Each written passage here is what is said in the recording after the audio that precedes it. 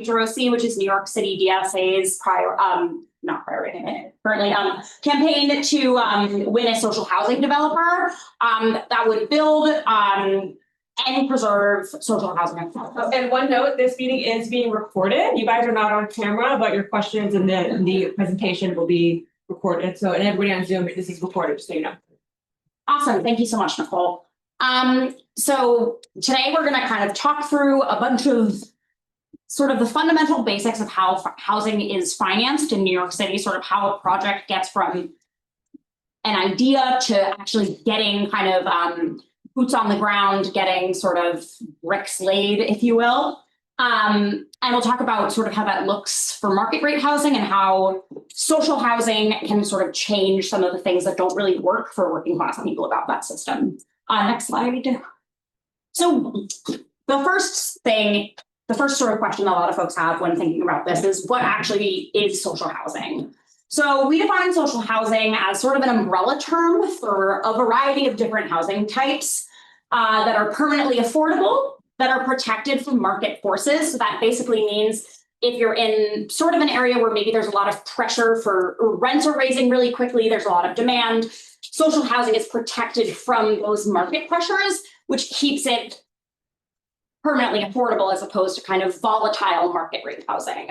It also prioritizes public and community ownership and democratic control. So basically, we have a lot more control over the affordability of housing if that housing is owned and administered by the government or under some type of regulatory agreement with the government.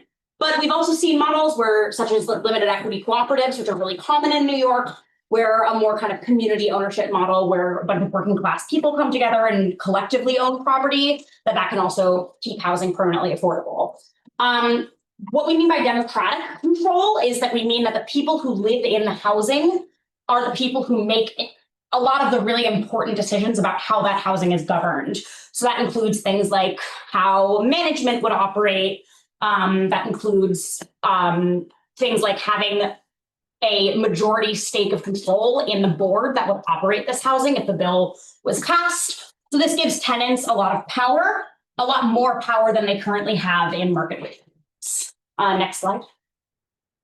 So the Social Housing Development Authority, I've kind of been alluding to this, haven't done a very good job at separating the two entities, but the Social Housing Development Authority is a bill that was proposed by Assemblymember Emily Gallagher, who is a DSA endorsed elected official, and State Senator Cordell Clear in February of 2024. And what it would do was establish a statewide public development authority that would have the power to both build new social housing across the state and acquire existing housing and convert it into social housing across the state. So this gives us a lot of ability that we don't currently have to really involve the government directly in kind of the production of new housing, both in terms of construction and in terms of preservation. And we also are really prioritizing in this proposed authority using union labor to build all new housing units, as well as setting pretty strict sustainability standards to make sure that housing, which currently contributes to approximately 70% of greenhouse gas emissions in New York City, we don't want to worsen that problem, as obviously our timeline to deal with the looming climate crisis is really ticking. Next slide. Oh, wait. Yeah, next slide, sorry. Oh, we hit that slide. But to go back, I'll just very quickly talk about like why we thought this was necessary. In New York, almost half of New Yorkers are what's called rent burden, which means that they spend more than 30% of their income on rent. That's not sustainable, and rent prices are rising far faster than incomes. We're not producing enough housing. There's a really significant shortage, and that shortage naturally is compounded and is substantially worse for our lowest income neighbors. We have a shortage of hundreds of thousands of units across the state, and private developers won't build those units for the people who need them the most without government support.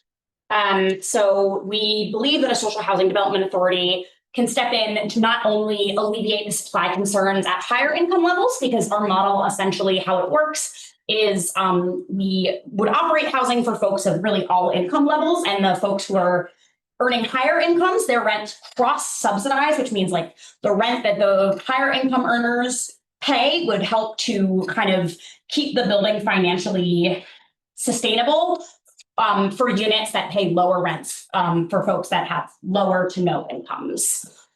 So we really see this as a potentially sustainable approach to deal with the housing crisis that New Yorkers of a wide range of income are facing. And it's also pretty flexible, so it will meet a variety of kind of housing needs across the state.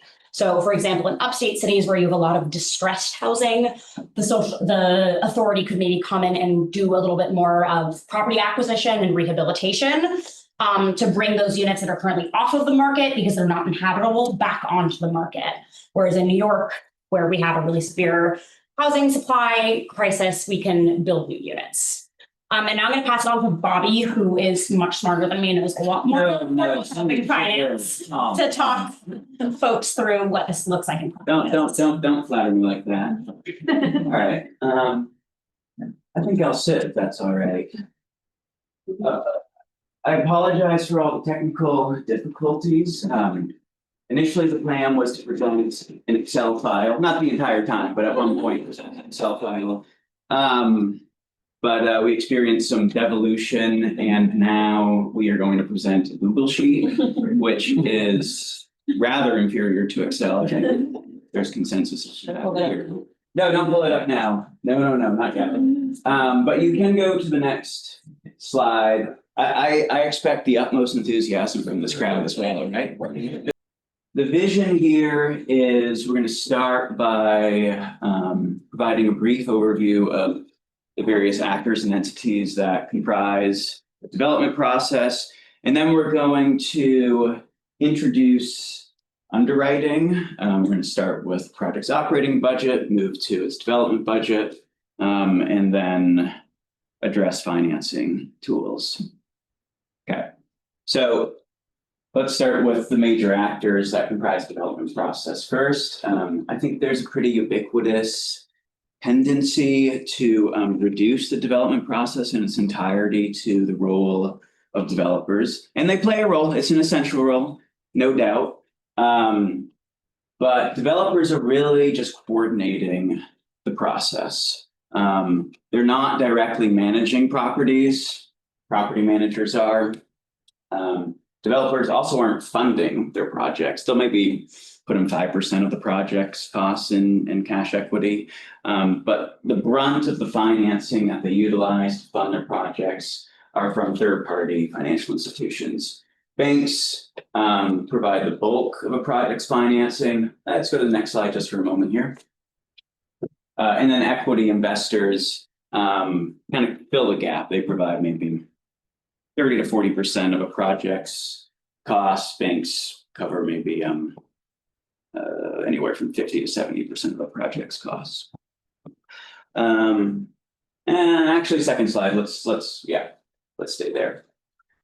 Developers are also typically not directly constructing projects. They're hiring construction contractors, general contractors, who in turn hire subcontractors who are responsible for executing very specific construction tasks or components of the process. They'll have a subcontractor for electric, for HVAC, for plumbing. It's a very convoluted, antiquated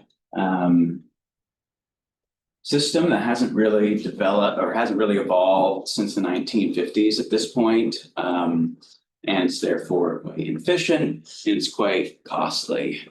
And then finally, we included landlords as a distinct category here. In reality, landlords and developers can be the same entity.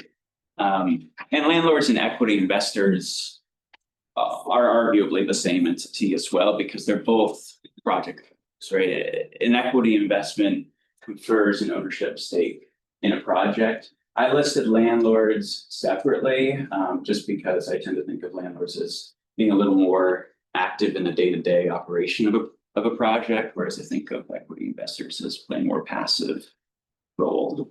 They're just in it to make a buck. All right, any questions about these? There are more entities than this as well, certainly. Okay, next slide. All right, we're beginning the underwriting process here. Get ready. What does underwriting mean? Yeah, that's a good question. Underwriting, it's a financial modeling exercise that developers employ to determine the financing structure of a project and ultimately determine the financial feasibility of a project. And let's pretend I'm a developer, which I could be. I could be a developer. I would be all right. And there's a site I have in mind. I'm thinking about purchasing it.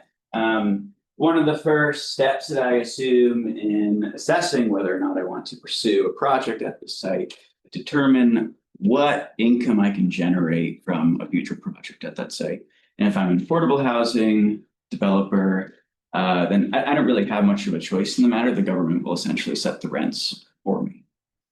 If I'm a market rate developer building unregulated rental units, then I'll conduct various market analyses, market studies, conduct an appraisal, which will allow me to kind of hone in on an achievable market rent based on the project's location, accessibility to transit, employment, cultural amenities, blah, blah, blah.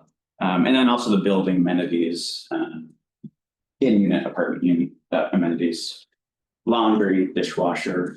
These are all things that can affect demand and therefore pricing for housing. So we know what our income is. Let's say it's $3,000 a month in rent. The next step is determining the expenses associated with the day-to-day operations of a building. We've listed them here.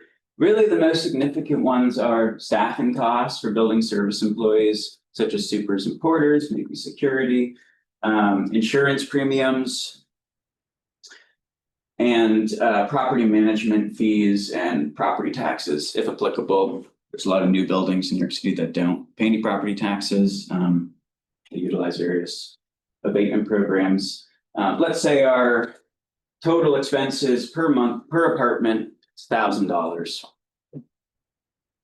We deduct our expenses from our income and we arrive at net operating income, NOI. It's a beautiful, wonderful, pivotal figure.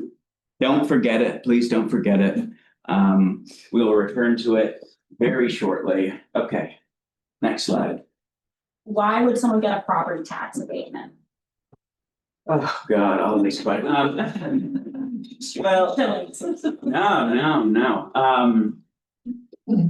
Affordable housing developers almost always utilize property tax abatements in New York City. There's very few exceptions. But market rate developers will pursue property tax abatements because property tax burdens for rental housing, multifamily rental housing in particular, is exceptionally high in New York.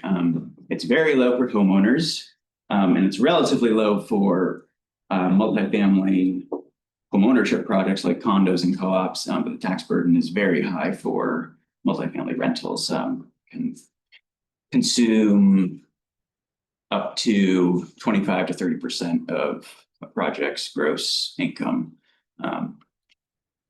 which means that the amount of financing that project can leverage is very low, which makes it hard to pencil. Yeah. Can you explain what's the difference between an affordable project and a market rate project? And Yeah. why a developer would want to do an affordable project? Yeah, sure. Affordable housing, this is capital A, capital H, affordable housing. It's housing that is regulated by the government. The rents are subject to various restrictions per what's called a regulatory agreement. In New York City, developers sign regulatory agreements with HPD for the most part. Which HPD is the Department of Housing Preservation and Development. Yeah, sorry.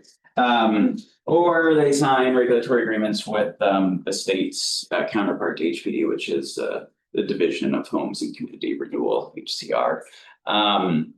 All affordable housing units are subject to rent stabilization, even if they're built after 1974. And there are certain, it's like a tiered system. Units are, so a portion of units will be reserved for formerly homeless households, a portion for extremely low, very low, and low and moderate income households. And then your question about why would developers pursue an affordable housing transaction? Those transactions are also profit motivated. Developers earn a developer fee from affordable housing transactions, just like they would from a market rate transaction. And we can get into some of the other key differences later. But it's a good question. All right. Yeah, let's stay here.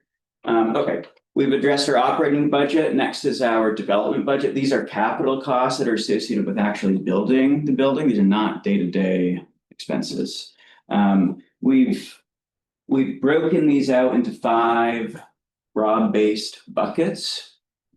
Hard costs, which typically comprise the brunt of a project's budget, maybe 50 to 75% of a project's cost will be hard costs. These are directly related to the physical construction of the building, primarily labor and materials. But there'll also be a contractor profit and overhead line and insurance lines for all the general and subcontractors. Soft costs is a very broad bucket.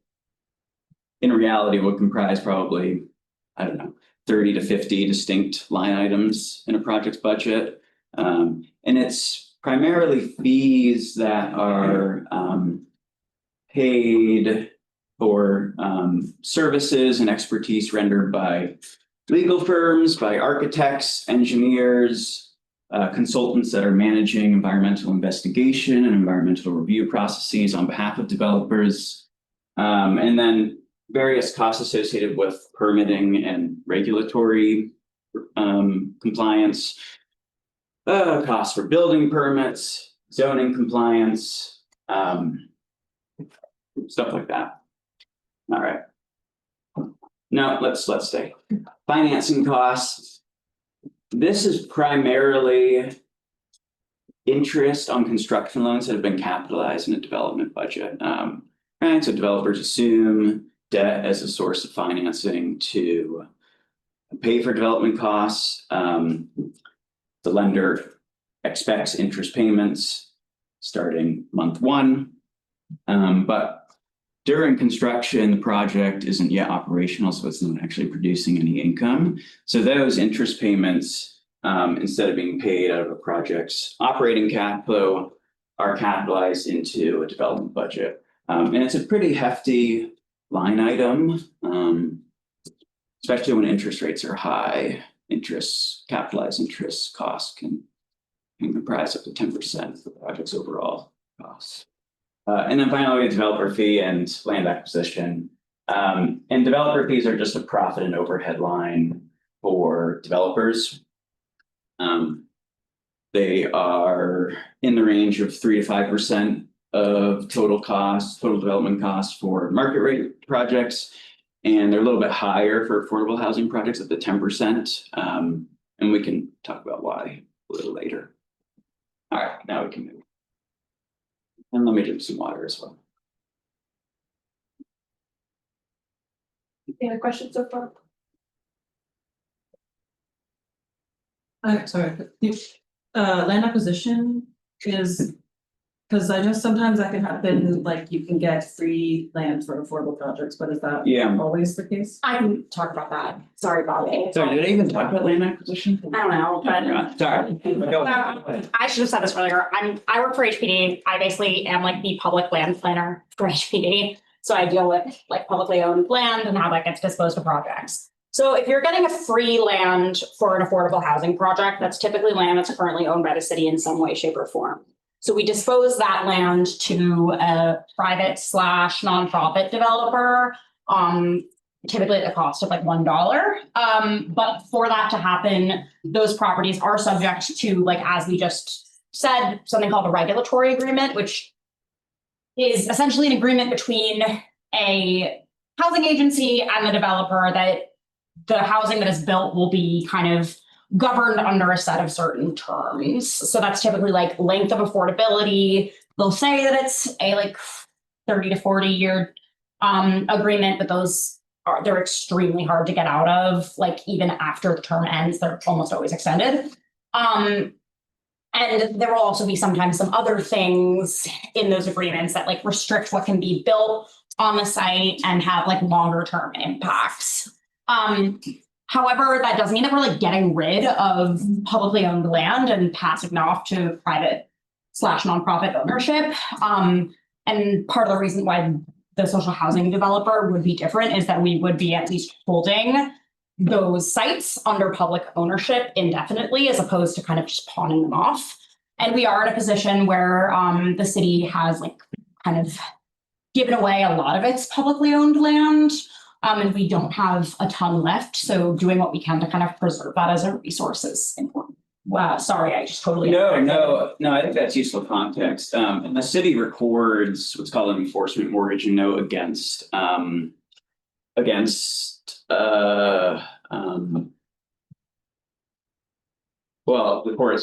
it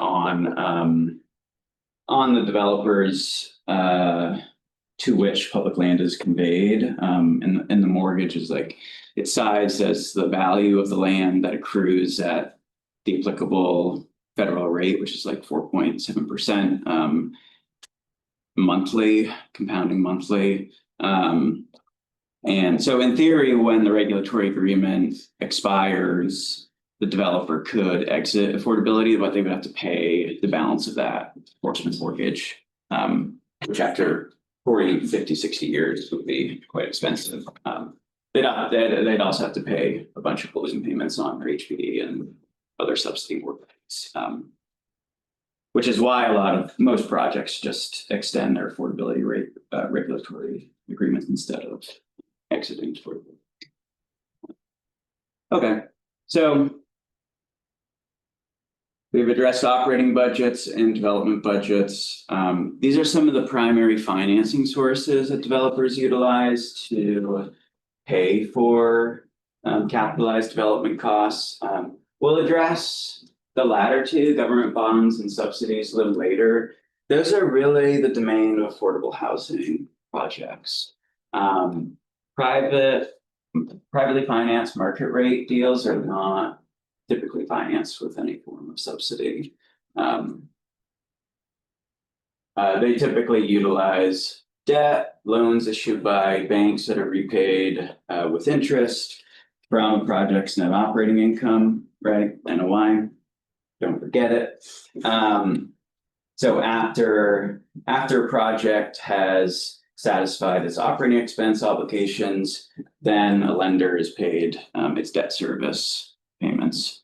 And then equity is the other financing source that we've already addressed. And equity is repaid from net cash flow. Net cash flow is the income that is available after operating expenses and debt service have already been paid.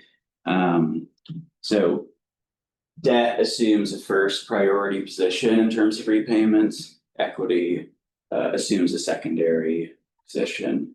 And therefore debt is a more secure form of investment and a cheaper form of financing. Equity is a riskier form of financing and they're more expensive.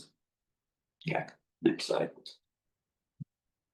Yeah, Isaiah added this. This is great. this is the capital stack that comprises all of a project sources, financing sources. Really, ultimately, they're just debt and equity here, but there's different forms of debt and equity. And it's been a long time since I took my real estate finance class, so I don't remember what pref means, but this is a common structure for market rate projects. They'll have maybe 2 debt products and 2 equity products that are covering development costs. For a subsidized affordable housing project, I don't know, it could be anywhere from 5 to 10 financing sources. It's a lot more complex. It looks like, Bobby, they're ordered in priority from the bottom to the top. Yeah. Yeah. That's exactly right, yeah. Yeah, the senior loan has a first priority position. It is repaid before any of these other financing sources are. And that's typically a traditional mortgage, correct? Yeah. Okay, we can go to the next slide. Question? Oh, I'm sorry. So My like bad. when we want to do like the public finance, the public housing authority, like would like we do the senior loan like be given out by the state or is it more just like building stuff? Like are we financing the projects or? We have a section on that. Okay. It's a good question, to be clear. But yeah, we'll address in more detail shortly. All right, you can. This is how it is. All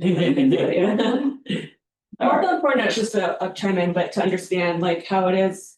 So that when you go to like land use meetings and so on and these things to know, like, it's not like Bobby said, it's not just a developer. There's many different actors here who have interest in this, who have capital invested, who want capital invested, land use and so on, to really understand the scope of the issue here. All right, let's bring it all together, folks. We've addressed operating expenses, development costs. I just want to talk about the actual numbers here. The range that I presented here, $600,000 to $900,000 per apartment, is representative of a kind of your run-of-the-mill mid-rise elevator building. There are apartments that cost less, and there are apartments that cost more throughout New York City. But this is still a pretty significant range, 600 to 900K. And the variation is largely due to apartment size, costs more to build a 3-bedroom than it does a studio. Location, land prices vary dramatically throughout the city and the region. Costs a lot more to buy land in Midtown Manhattan than it does in Bayside, Queens. And then finally, construction wage requirements can inform development costs significantly. There are various federal, state, and city programs that trigger what's called prevailing wage laws that mandate higher wages for construction workers. And those higher wages translate into higher construction costs. Okay. Now I would really like to pivot to that Google sheet and Yeah. Everything, the world runs off Excel, folks. yeah, and maybe I just don't know how to use Google Sheets, but I just like there's formatting incompatibilities that I cannot reconcile, which is why it looks it's why it looks like trash and I can't use any of the drop downs. This Can you do this? So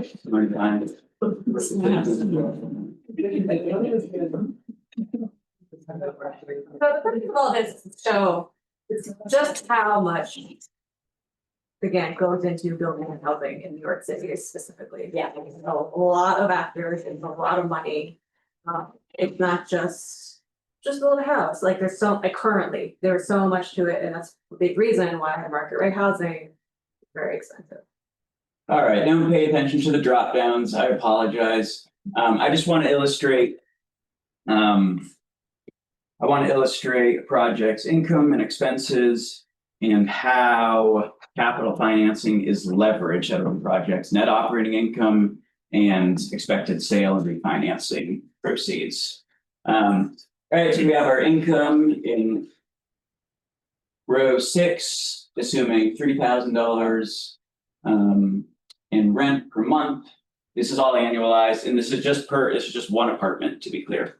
We're applying a standard vacancy of 5%, assuming that in any given year, a unit may be vacant for a month or two, or tenants may not be paying rent in full. Zoom in a little bit. Zoom in. Sorry about that. How about that? It's pretty good. Visible? The numbers are bad. Okay, well.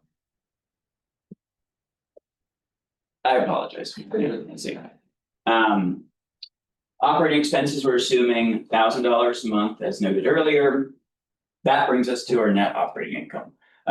So what does net operating income and future sale proceeds represent to a lender and to an equity investor? Anyone know?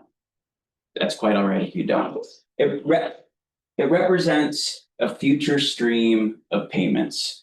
Payments to a lender in the form of debt service, that's interest and the repayment of principal, if it's an amortizing loan. What does And amortizing mean? amortizing means just that, it means that you're paying down the principal. As opposed to an interest only loan in which the balance is fixed, you're only paying interest. We who had student loans may remember that, maybe. You might have only been paying interest on your student loans for a while before you got to pay down the actual money that you borrowed. So NOI and sale proceeds represent a future stream of payments to lenders and investors. Lenders and investors to size their initial capital contribution, right? The loan principal and the equity that they're contributing at construction closing. That's sized by applying a rate of return to those future stream of payments. Which another way of saying that is they take those future stream of payments and they discount those payments by their target rate of return. Let's try to illustrate. This would have worked much better on Excel. I apologize again. I'm an equity investor, and I'm only investing in one apartment for 1 year for whatever reason. I expect to collect $4,485. You're a mom and pop investor? Yeah, I'm a good guy. I only have 1 year. I expect to collect $4,500 in net cash flow. That's my money. The operating expenses have been paid, the debt service has already been paid. The rest is mine. If I want to earn a 5% return on that equity, I'm only going to provide $4,271 in equity upfront. Does that make sense? And let's see. How much are we getting here? 261K. Yeah, it's equivalent to the amount of equity here, right, over the life of the investment. And the debt service, I'm not going to model that because there's some complexity here that I haven't modeled in the sheet. But it's really the same concept for lenders. They look at the potential future stream of payments and they discount those payments by their target interest rate.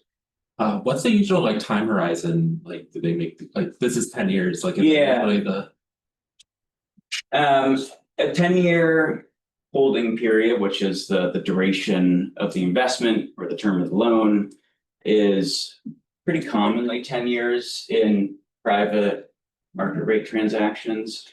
In affordable housing projects, it's more likely to be 30 to 40 years. And the loan in affordable housing scenarios will be fully amortizing. So there's no balance of the loan that balloons at year 10 like there is in this scenario. Let's just show you that. Right? See, there's a sale assumed in year 10. But that's not simply just net profit to the owner, right? There's the balance of the loan that has to be paid off. And then this is the net proceeds to the owner. So Bobby, are we showing this just to show like what are we demonstrating Yeah, overall? well, let's play with a few scenarios here. This is at 5% interest and 5%. And would you be looking at this if you were a developer or if you were Yeah. an HPD or? Mhm. So like if you, so at HPD, would you be looking at a sheet like this to determine if it's feasible? and Yeah. at what rent? So at HPD, HPD, we have a bunch of affordable housing programs. Which are essentially like different kind of models that we'll develop at. So one would be, a lot of them they're changing now, but a lot of them were formerly acronyms that are women's names. So for example, Ella, which is the extremely low and low income affordability. So projects have to what's called follow term sheet. So essentially term sheet is like a model of like what we would want a project to pencil out to be like. So we'll kind of use that as a way to evaluate if a project kind of fits that model or not. So for example, do folks know what area median income or AMI is?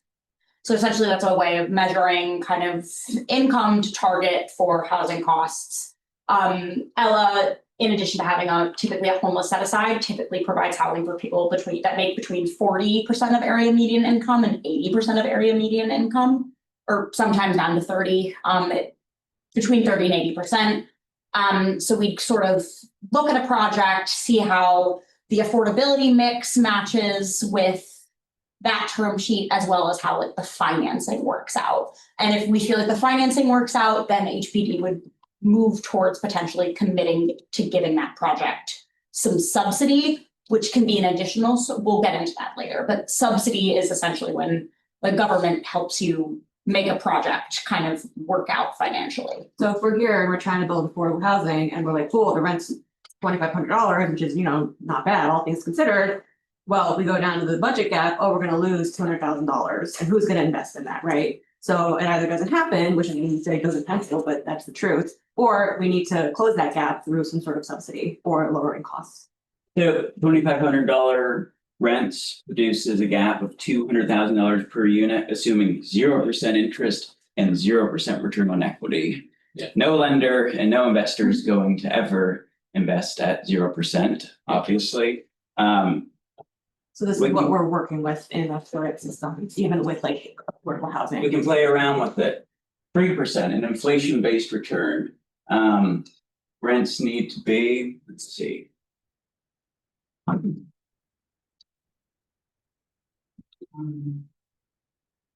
Rents need to be over $3,500. Again. No lender is going to lend at 3%. You can just buy treasuries instead for 4%. Yeah, what's the return on a treasury right now? 10 years. 10 years, actually 4% right now. 4%. Right, well, my savings account is 4%, right? Right. So I think this, if this were an actual deal, the interest would be more like 6.5. And the return on equity would be more like 15%. We have a humongous gap here. Rents need to be, let's see. Nope. Oh, So $5,500 for this project to pencil. this is why you see all that shit on the street these days. Right? So I think this has two. Well, it says multiple things. One is that interest rates and return rates to equity investors matter, right? The higher those rates are, the higher the pencil threshold rents have to be for the project to be built.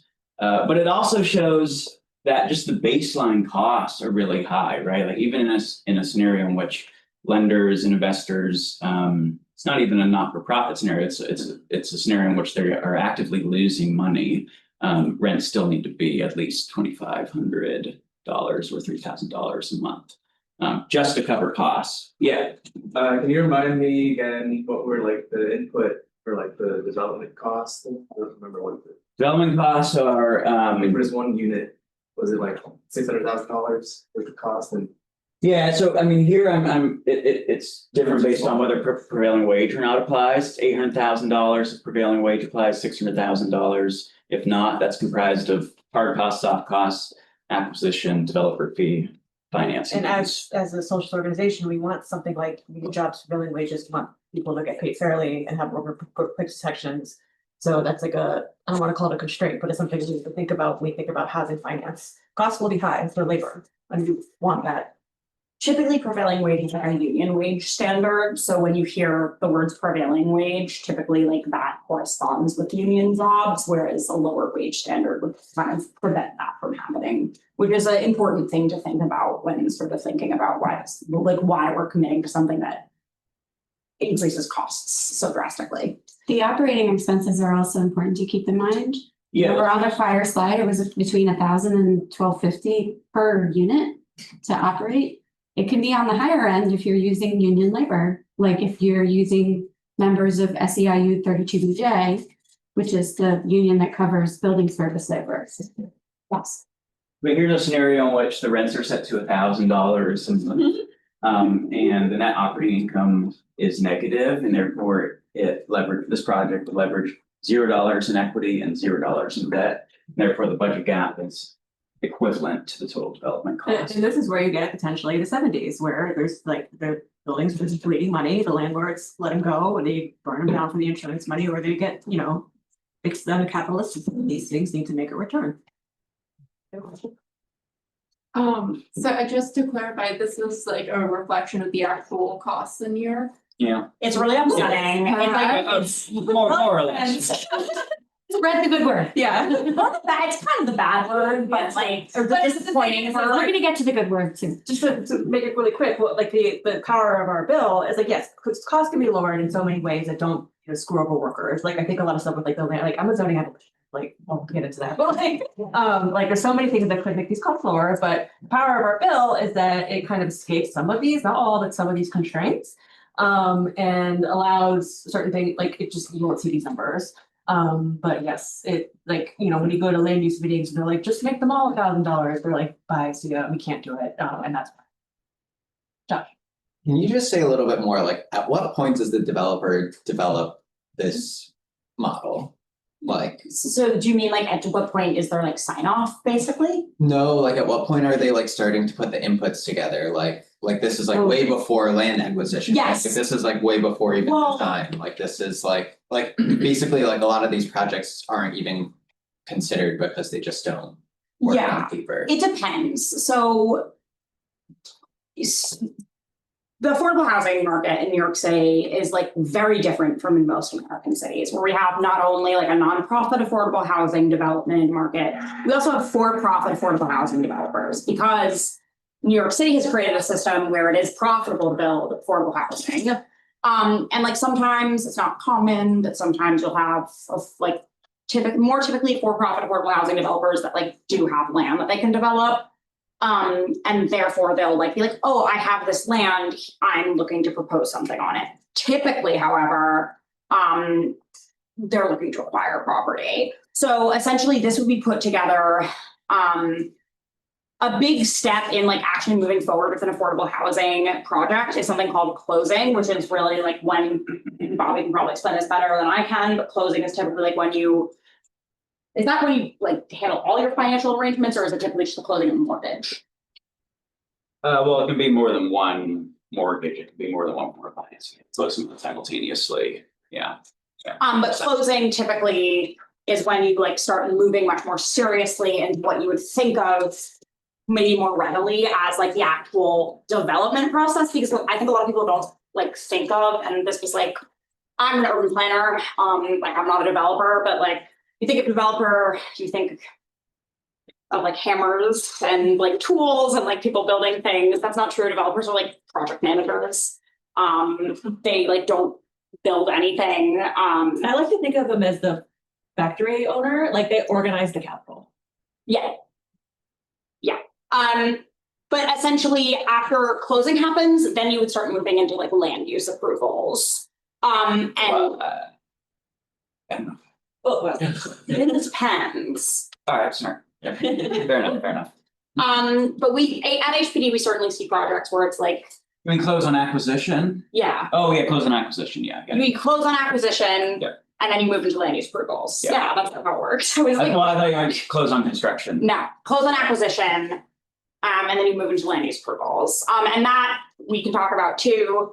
But that can take a really long time. That can take, so when we were looking at that sheet before that had sort of the different types of development costs, and we'll get into this in a second, but really where the SHDA or the Social Housing Development Authority can save the most money is on the soft costs, which are not like the things that are necessary to put up the building, like construction labor or things like that, but are like consultants and people that you hire to make sure you get through land use approvals quickly.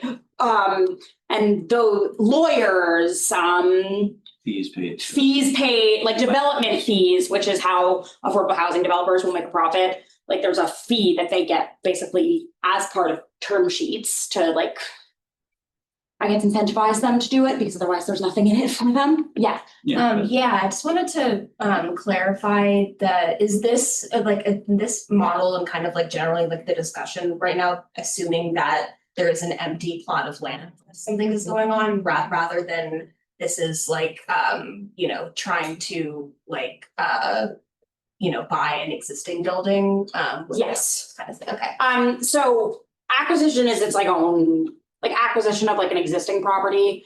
That's kind of a lot harder to give like a more universalist example on because it's so dependent on what condition the building is currently in. And you could acquire buildings that are like really ranging in how much it's going to cost to fix them up. Sometimes it can be more expensive than new construction. Yeah, I mean, we like demolition costs and everything like that too. Yeah. But sometimes you can have a unicorn situation where you're getting a building that's in decent condition and you're not spending a ton of money to fix it up. So that's just a lot harder to make kind of generalization like statements on. I don't know if you would agree with that. Yeah, You know more that's than I true. do. I mean, rehabs are very nuanced, and the costs are more concentrated in the soft cost category on rehabs. We have a house on the left, so should we? Yes, it is. A lot of negotiations with existing residents. Yeah. That drive costs.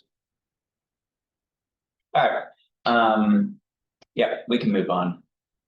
Yeah, let's go to affordable housing. Wait, should we talk about subsidy real? I think we should talk about subsidy really fast.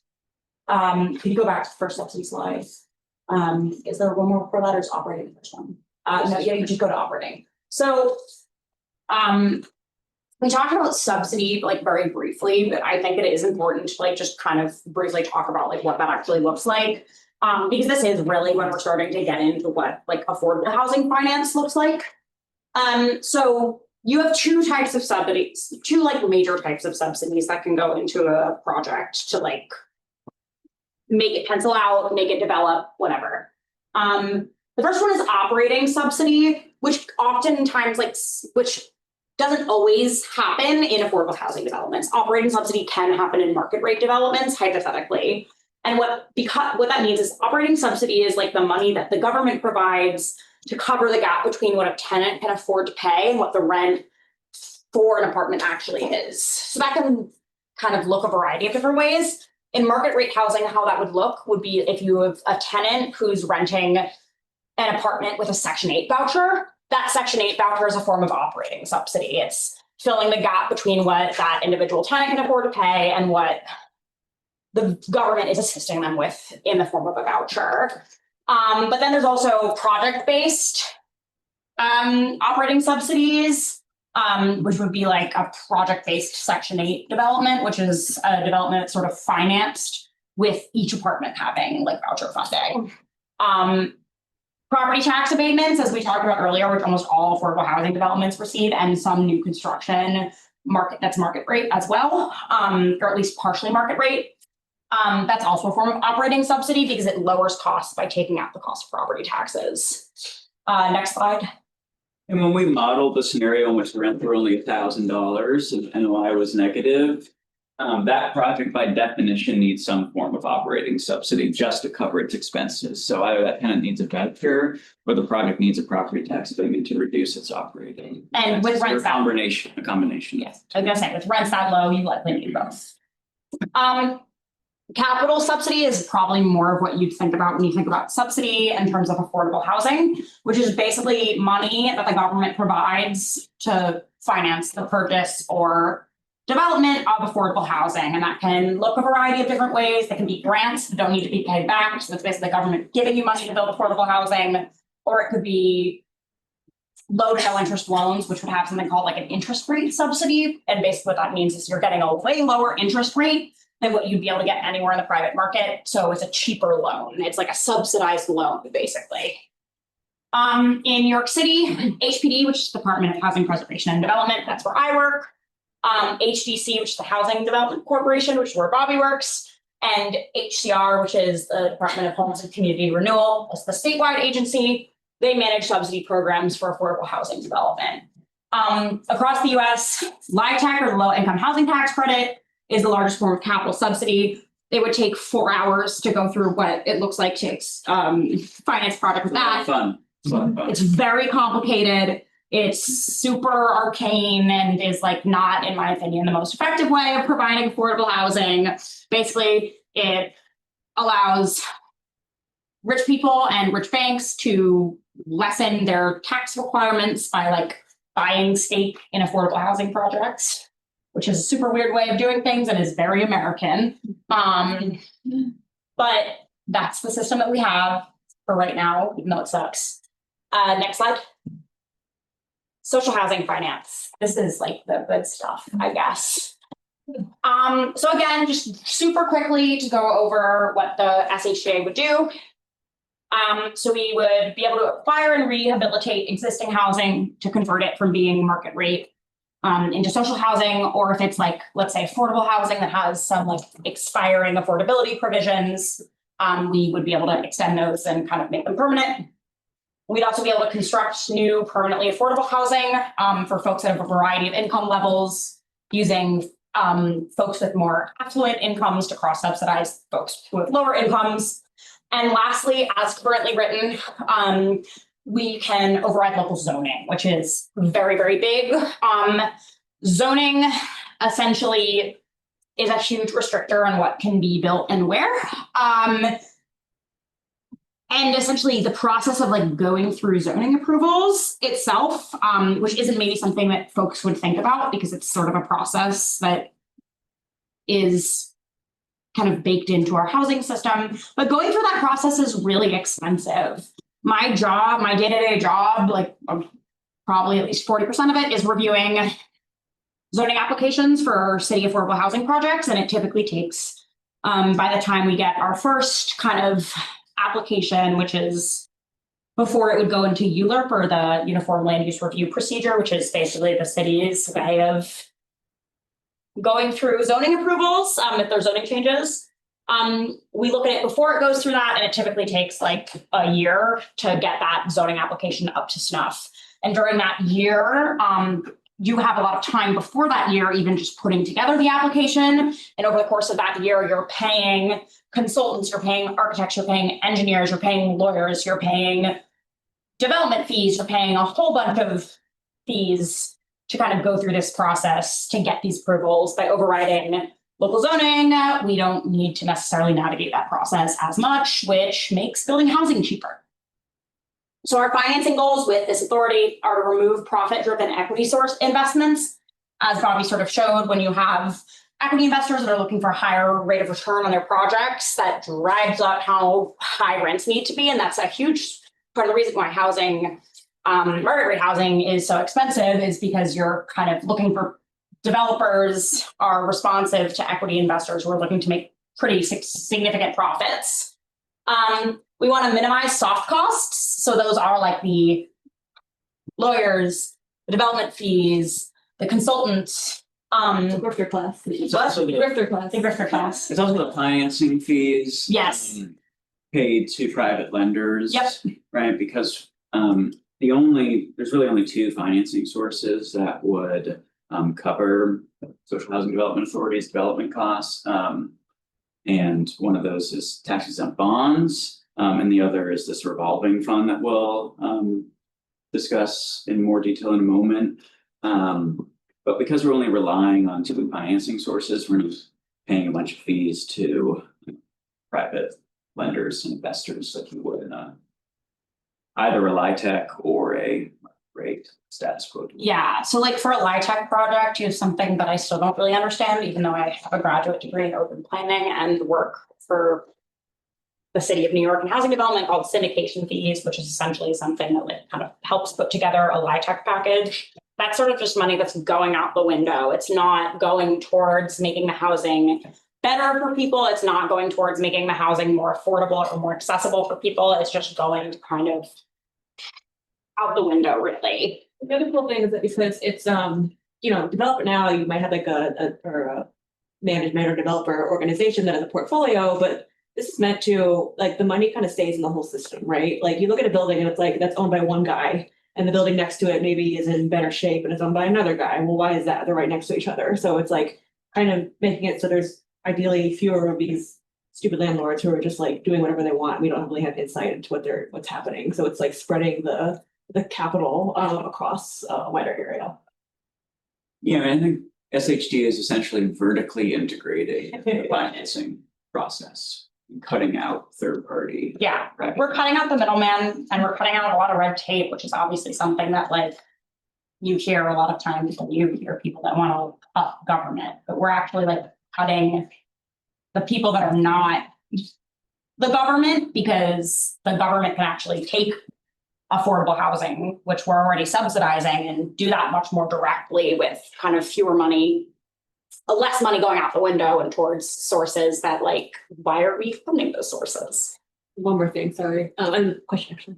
So, what's the land acquisition look like for SHGA? Like, is it sort of the same, or is there anything to like reduce those costs? So that's a really interesting question. There's a bunch of things that could happen here. We do have eminent domain power. Eminent domain is essentially as like a public authority. Eminent domain is power that is constitutionally given to governments to seize land from private owners, but you have to pay them like a market rate, essentially. One way that we can kind of lower that market rate if we're acquiring existing housing potentially is like, if let's say we're acquiring a rent stabilized building in the Bronx that has a lot of housing violation problems. If that developer hasn't, or that landlord hasn't paid those fees, which is pretty common, you can have buildings that have not paid any housing maintenance code fees in like years and years and years. You can potentially subtract that money that is owed to the government from that eminent domain cost, which would lower the cost of acquisition. Also, you do have the opportunity there. Land acquisition looks very different in New York City, where it's going to be really expensive, than it does upstate, where it could actually be cheap. Well, let's talk about the zoning override and as well. So I mean, SHGA could still acquire land via public land disposition, just in the way that affordable housing developers already do. That's an opportunity that would exist for the authority. But SHGA could also participate in the private land market. But the key advantage that the authority would exercise in one of those transactions would be the zoning override, which effectively reduces the cost of land on a per unit or per apartment basis, right? So if we want to purchase $1 million plot of land that is zoned single family in Bayside, I'll stick with this example geography. We can do that and we'll pay $1 million for it. That's what the market recognized because that's what it's zoned as. But instead of demolishing that single family home and building another single family home, because we have this zoning override, we can build 50 or 100 units. So the land cost per unit goes from $1 million to $20,000 or $10,000 per unit. It's a really, really powerful tool that it's both a financing mechanism and a tool to address segregation and density in suburban communities. Yeah, I wanna add something about this stuff. So, you know, we're still talking about essentially a commodity, housing as a commodity, quote unquote.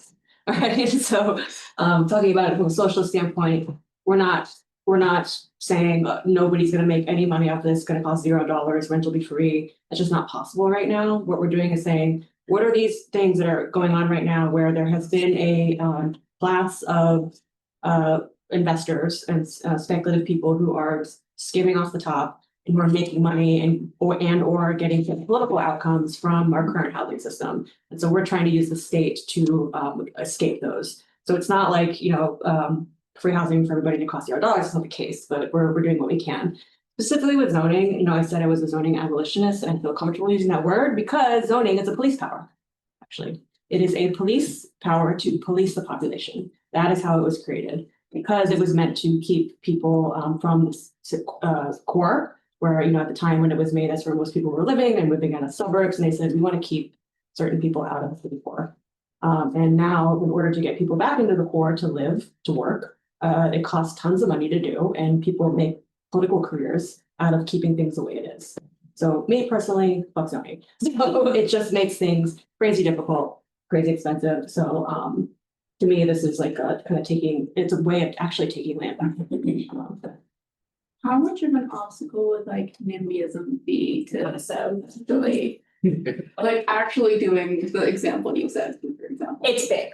I think we can't undercount that, like the threat of us losing the zoning override and like negotiations to get this bill passed is like substantial.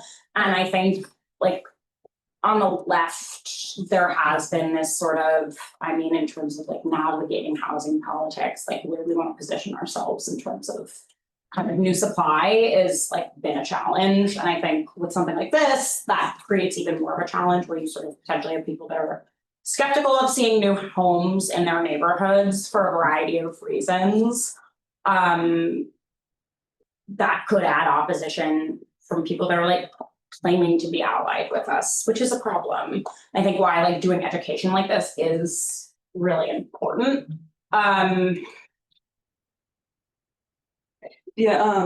There was the Urban Development Corporation was a sort of proto version of this in the 50s. No, it was like 67. Well, it lost its zoning override after Governor Rockefeller took it away, and that was like the nail in the coffin that made it go away. So it went bankrupt in the 1970s during New York City's financial crisis. I'm from Southwest Westchester County, and essentially the Urban Development Corporation tried to build a lot of like low market rate housing in southern Westchester County and got like suburban NIMBYs essentially didn't want to see that housing, like sued the shit out of the Urban Development Corporation, and that along a variety of other factors made it go bankrupt. So you get cost savings on the soft side through zoning and potentially C program trim, but then there's the sustainability mandate. So how much are we kind of like losing out relative to market rate developments, given that we have these additional requirements that are part of the design? The sustainability requirements, isn't the electrification requirements? Yeah. That's already state law. I think the electrification requirements are not a significant cost driver, at least not relative to the prevailing wage requirement. That's really the largest cost driver that will increase SHGA's development costs. We should avoid, like, there's like certain sort of like mega EMB arguments that's like all costs should be zero, there should be no requirements, you know, like just let the full market decide. Like that's not what we're about here. Yeah, we're definitely pro supply and like pro building, but we're not like willing to forego certain things that you know may make costs go up, but they're either worth it or are so small compared to like what are the really big costs of like this otherwise. and also like I mean I think even if it was a larger cost, I think in the same way that providing people with good paying jobs is an existential crisis, buildings are the largest contributor right now to New York City's like fossil fuel emissions, and that to me is an existential crisis. So if we can play a part in like changing that, that's really important. So just quickly, we've sort of been talking about this as we've kind of gone through a couple questions, but to like ramp up a little bit, how is social housing finance different? So This is actually really important, and we haven't talked about this yet, but the SHDA will set initial rents at a maximum of 25% of household income. And that's a different income standard than what is typically used to calculate rents for affordable housing programs. The standard that's typically used is 30%, and that actually sets people as being rent burdened. 30% is the standard. 30% minimum up to 35%. Yeah, 30% minimum up to 35%. So that means that we're starting people off in a system where they're paying essentially the portion of their income towards rent that like the government has also said is burdensome. And we don't want that to be the standard that we set for our authority. So we're setting a lower kind of income proportion to go towards rent.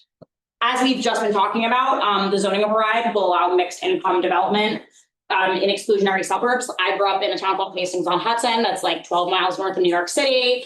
Everyone there loves to talk about how like we're the Williamsburg of Westchester, and it's like very liberal. I'm sure if you tried to build a big apartment house there, that was primarily affordable housing units, you'd see how liberal those people actually are. But we could try it with this, which would be like exciting.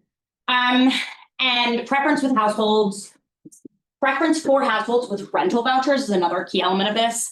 While what's called source of income discrimination, which is essentially source of income discrimination is illegal in New York, which essentially means you cannot discriminate against, I was just going to say that, you cannot discriminate against someone because they use a voucher, but that is not real in practice. Actually, when my partner and I were moving into our current apartment, one of the apartments that we toured, we met with a broker who she heard I was an urban planner, and we got into a conversation, and she was telling me that it's actually just really hard to rent to people with Section 8 anyways, because of the fact that like apartments need to undergo an inspection, and that inspection can take like months to set up. So there's like just a variety of ways through which tenants with vouchers are like being negatively impacted by kind of the current market rate system, and we can help kind of mitigate that. Again, higher income projects, not even just projects, higher income households within projects, cross-subsidize lower income households within projects and across projects with a portfolio-wide approach, reducing risk. So we do have like income kind of tiers across our portfolio, but those tiers won't apply to specific projects, which gives us the flexibility that we need to make sure that we have like a flexible authority that's financially solvent. And then lastly, although SHDA projects will cost as much as privately financed or LIHTC housing, costs will be directed towards the sources that we want to have those costs directed towards. So that includes paying a lot of affordable housing in New York does not pay prevailing wage unless it's subject to like very specific requirements that like require that to be the case. So we're putting costs towards like a clean energy transition. We're putting costs towards workers. We're not putting costs towards random financing fees or consultants. And we're not repaying equity investors, right? Yeah. But all the net cash flow after we pay the operating expenses and we pay the debt service on the tax-exempt bonds, all that income, excess income, is returned to the authority and reinvested in future projects. The cross-subsidization requirement, is the idea for the entire portfolio to be revenue neutral, or will there be some level of public investment? So that's something that we're navigating.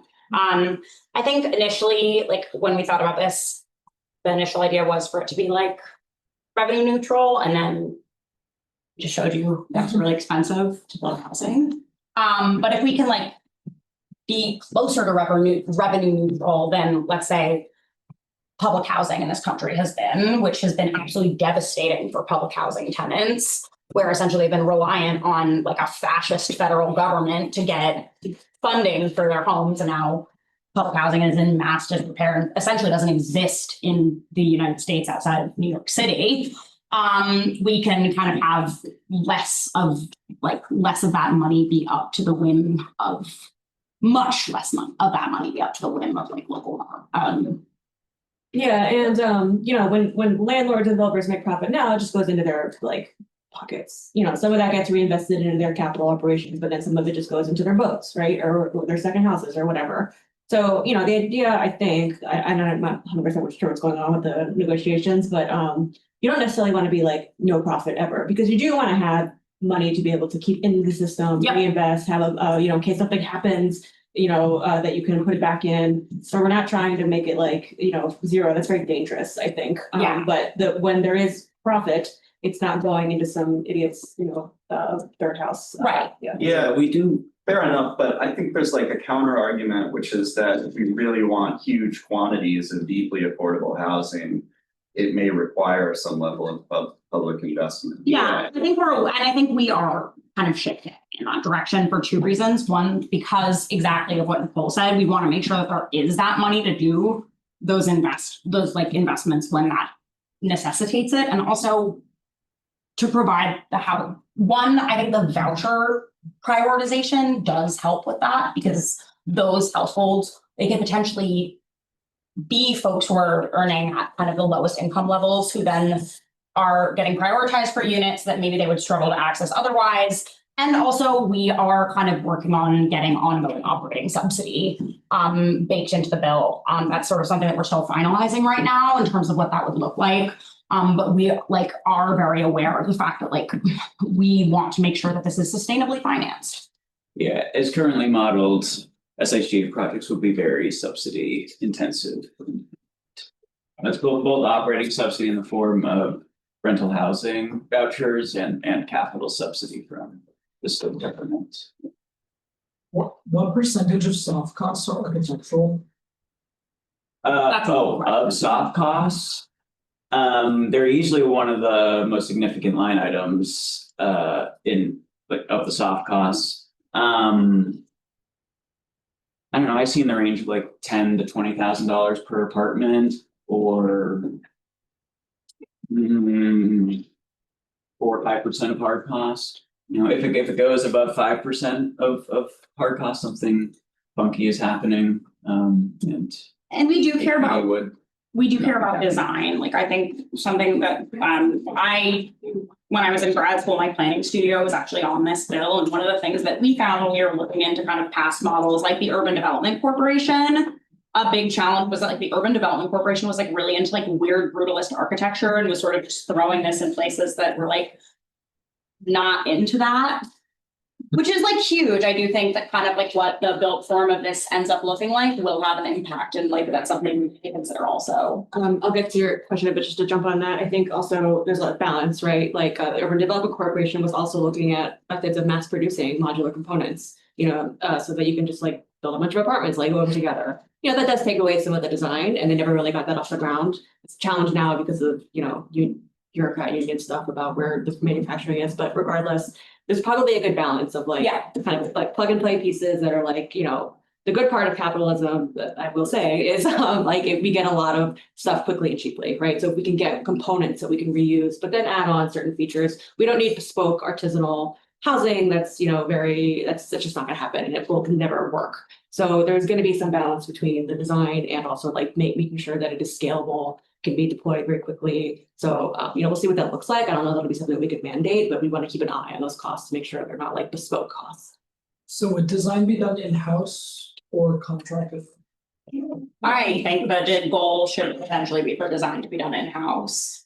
Yeah, the goal is to facilitate as much vertical integration as possible. So that means SHDA owned general contractor, SHDA owned property management subsidiary, in-house engineers, architects, to the extent possible. And sorry to jump on you, Bobby, but I think the thing is that we're building this up from the ground. Not all of this is going to happen immediately, and there will the vertical integration is going to happen over time, most likely. The important thing for you guys and all the supporters is when this does start getting more momentum and getting discussed, people, senators, people upstate, they're going to want to pick at it. They're going to want to add this, remove that, blah blah blah. And we need to keep this bill really strong. We need to keep the the sustainability standards in there as much as possible, some little PLAs as much as possible, but also making sure that the stuff that is transparently just an attempt at somebody's grift to stay in there. And so you guys in DSA, people who are housing forward, tenant forward, need to be the watchdogs on this, right? Because it goes through a lot of rounds of negotiations changes, and if you've ever seen a bill go through, it takes years, and everybody has their opinion on it, and so these things that start out 2 pages are now 50 pages. We really need to keep making sure we do politics on this to make sure that our goals are maintained and that we're not letting people who shouldn't be making money off of this or getting their political outcomes happen that are bad. And to your point, right, thinking of publicly owned housing as something that is revenue neutral is kind of wacky. Yeah. Like, we don't think of schools that way. We don't think of libraries that way. We put money in, we don't expect to get it back out, And in fact, we continually set aside money to continue investing in schools, libraries, roads, bridges, right? Housing is infrastructure. So in addition to, removing the zoning barriers that exist, we also have to shift people's mindset towards not just, okay, we're going to take away all of these, exclusionary racist zoning rules. We also have to shift the mindset towards, we have to be in a mindset of continually investing in housing. The state has to be playing a role. And I think also what's so important there too is like the public, like no one is aware of like the fact that the largest housing subsidy program in the United States is like guaranteed mortgages. Like there's been mass subsidization for homeownership in this country, and that's benefited the upper middle class, not working people. And like we want to create a program that's going to benefit people across the board, really. Exactly. There's a question back here. Oh yeah, you guys might be getting to this later, but what's like the current state of the campaign? Is it like a priority campaign? And like if and when Zoran is elected, what will be the main obstacles? Like what I'm saying is like, is this gonna be like a top priority? This bill? Yeah, so I think actually we were initially authorized as a priority campaign in the chapter in 2024. Yep. That priority status expired earlier this year. We allowed it to expire because we were in the middle of trying to get Zoran to win the primary. And we thought it was more important for the chapter to focus on that. But also, as you may know, building affordable housing is part of Zoran's platform. So we are supportive of that. A lot of folks who have advised on the policy for this campaign have also advised on the policy for Zoran's campaign. And there's a lot of real synergy, right? Like in the same way that we know that we need to change racist and exclusionary zoning laws to enable us to build not just market rate, but also affordable housing, we know that those laws are going to need to change in order for Zoran to meet his goals to build affordable housing. But right now, the status of the campaign in the chapter is we are just a campaign. We're not a priority, but we are still building towards passing this law at the state level. And we are in talks with the folks who are putting together the Tax the Rich campaign to see if we can make that part of the demands. And if it's not, we'll continue plugging away at it. We do have support from UAW 9A, from the trades, from the carpenters, which endorsed Andrew Cuomo, but they back our bill. And that's huge. And UFT, the teachers union, because a lot of teachers can't even afford to live in the city where they work. And we're working on getting more endorsements from unions and community organizations every day. So if you know of a community organization, or if you're a member of union and you want to get your group on board, like come or climate group, come and talk to us. I also think it's really important that while we're thinking about a New York City context right now, this is a statewide bill, partially because the housing crisis is statewide. Like the Mid-Hudson Valley right now, like places like Kingston are experiencing just like potentially even more drastic crises in housing than New York City, just because of how small the rental supply is there. Like rents went up because of kind of a lot of folks moving there during the pandemic. Rents doubled basically. And my partner used to work up there, and like I went to one of the rent guidelines board hearing, and just hearing stories of people that had like been like totally displaced from their homes and their communities was like really, really devastating. And taking this approach as a statewide thing will allow us to have a much larger impact. Yeah, and we have several other DSA chapters across the state who are also endorsed and on board with this campaign. You have a question? Yeah, but also just even if it were a New York City thing, the city council and the mayor don't have the authority to create a development authority with bond, and so it would have to be an Albany Yeah. bill no matter what. Right, yeah, the authorities that the authority that is needed to do all of this stuff is needed at the state level. But just to kind of zoom out a little bit for context, right? The initial funding that we're asking for is $5 billion. If you go back and remember that it's like between $600,000 and $900,000 per unit, and we need something on the order of hundreds of thousands of units, if you just like do the quick math, that's like hundreds of billions of dollars that's needed. So even though we want to be like, yes, social housing, right? Not all of the housing we need to fill that gap is going to be produced by the social housing authority. It just isn't, right? So just as socialists, if we want to fill that supply gap, we may want to reconsider being in the business of saying no to housing, you know? And ultimately, if we want to be in the business of having more and more of that development be publicly funded, then we ultimately may need to get it done on the federal level. Right now, that seems like really, really far off. Because even if we retake power after this idiot is, it's going to take years to rebuild what this guy's tearing up, right? But building it on the state level gives us the opportunity to provide proof of concept. And there's no proof of concept.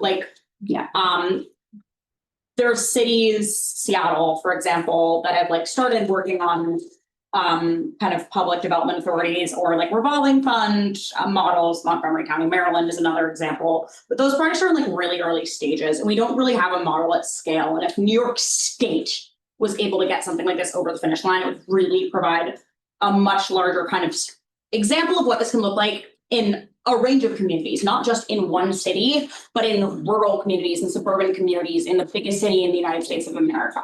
And I think that's really important to get us to a place where we need to be to kind of win this for all people. We do have this, we are just, we have one question, we are at time, but we have one question in the chat that I want to give answer to, and then we can maybe spend another 5 minutes for questions, I think, to stuff. But the question in the chat is, does the authority or bill address maintenance costs, which are critical to sustainability, as in keeping the building maintained? There are 200,000 people living in limited equity Mitchell Lamas that are in crisis because of deferred maintenance. Yep. I think these are some of our friends from cooperators from United Mitchell Lama. And yeah, I think when we've had existing social housing programs, I alluded to this very early, but I was talking about limited equity co-ops, Mitchell Lama, which was a state program that built rentals and limited equity cooperatives. Limited equity just means that essentially your resale, that's not a word, resale value that you can sell the kind of share or the individual unit that you purchase in a cooperative is limited. We are focused on making sure that we have those things written in through one, bringing in more of that kind of ongoing subsidy, which allows us to kind of fund maintenance as well as just development costs. And I think that's a really important point. I don't know, Bobby, you're much more knowledgeable in housing finance than I am. No, I'm not. But Yes, you. I think, I think we've been trying to emphasize in our financial modeling the need for, it's called a capital reserve, which you can either capitalize that reserve initially in a project's development budget, and then draw it down as capital needs arise on the project, or you can just contribute a portion of rental income every month into that reserve account. So it's always available if significant capital upgrades arise. And that this is a challenge with Mitchell Lama. It's a challenge with status quo affordable housing projects, is that they don't adequately budget their reserves into the future. Because we live in a capitalist society where.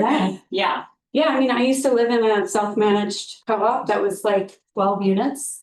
And these were very, very wealthy people on the Upper West Side who owned second homes, owned cars, sent their kids to private school, but never wanted to raise their own maintenance enough to put any money in the reserve.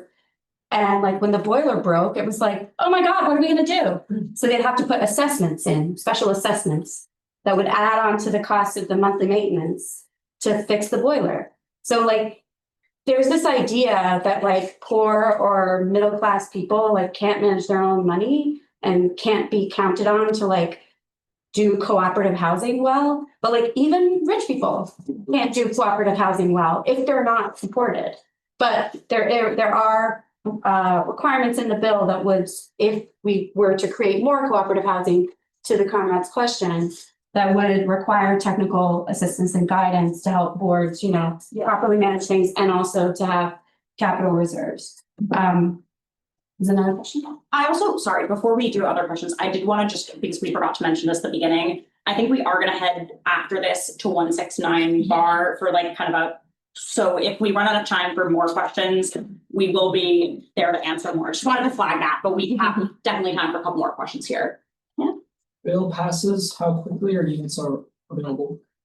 I'm gonna get one. Well, it depends on if it's what kind of project we're initially pursuing. If it's a new construction project, then earliest would probably be 4 or 5 years, right? Because it takes a couple of years to build the building. For the future, it's in the name. And it may take a year to lease up the building. But if it's an already occupied property that we're acquiring, then theory just within a year, perhaps. And also, I just want to emphasize, because like, I know we just talked about like trying to cut time, cut costs, cut all these things. Just in the beginning, it is going to take longer because we'll be a baby authority. We're not going to have the staff that we're going to gradually likely build to. We're not going to have institutional knowledge. The first projects will probably be kind of rough. In terms of getting them over the finish line. That's what? Because it's important to be honest with you. I don't think that's true at all. Question in the back? What does the ownership structure of this look like from the perspective of the government? Would the government have minority, a majority, or full stake? All the properties are, there's a clause in the legislation that's currently written that states that all the properties remain in the public ownership. Yeah, it's the authority that directly, Yeah. it's the social housing development authority that directly owns the properties. Yeah. So even in a situation where it's like, you know, co-op ownership, there's probably some sort of like a, you know, like a ground lease or something. Yeah, that's a good point. There's some nuance there. What's the timeline of this legislation? That's a great question. So it was introduced last year in early 2024. And it generally takes a while for bills to sort of like be around in Albany before people even are aware of them. BPRA took 5 years. Yeah. The Build Health or No Bills Public Act. nobles, so. Yeah. So our target was to pass it in, initially, our target was to pass it sometime in 2027, so the 2027 legislative session.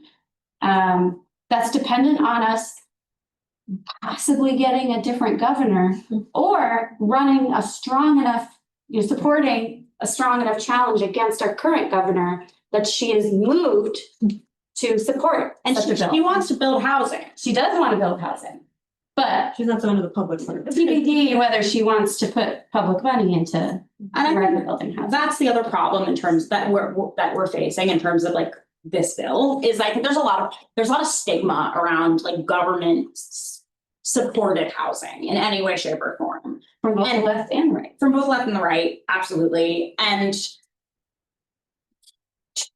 we have sort of two problems in terms of housing shortage. We have a housing shortage, period, which I think as Olivia correctly said, we as a social housing developer cannot solely solve that problem. We also have a much deeper in many ways affordable housing shortage. And that's not getting resolved without the government in any way, shape, or form.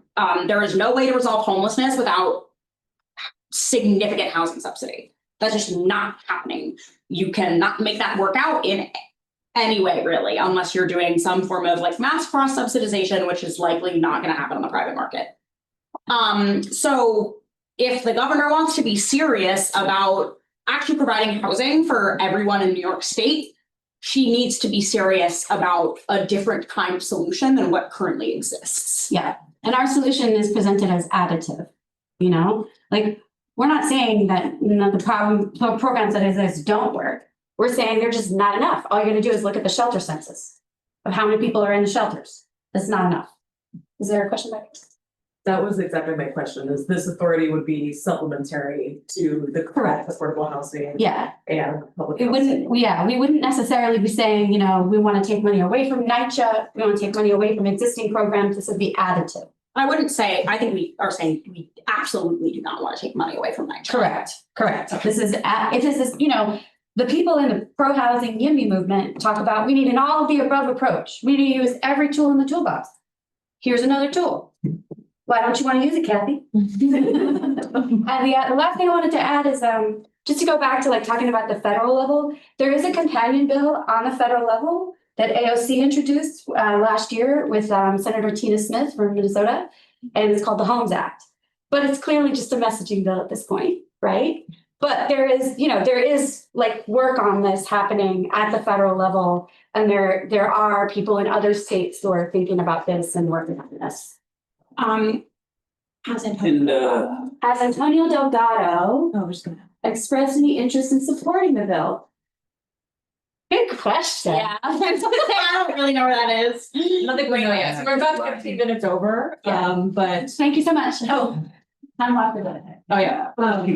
Yeah, but we do close on, no. Yeah, sorry, but so thank you guys so much. This is recorded. We're gonna email it out. And so you have our sign up link.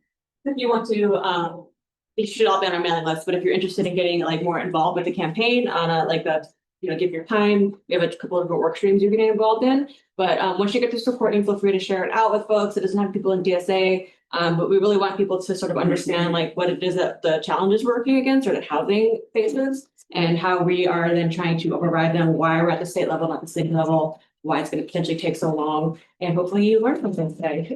So thank you so much, guys. Education Committee of House the Future is starting a reading group. And we're reading Jonathan Tarleton's book called Goals for Living. It's really, really, really good. It's a good book, and we'll be doing that for the next 4 weeks on Tuesday night here. And there'll be more information, I think, once you put there to. Yeah. We are also heading to 169 Bar. If you have more questions, we will be there to answer them. So it's a conversation.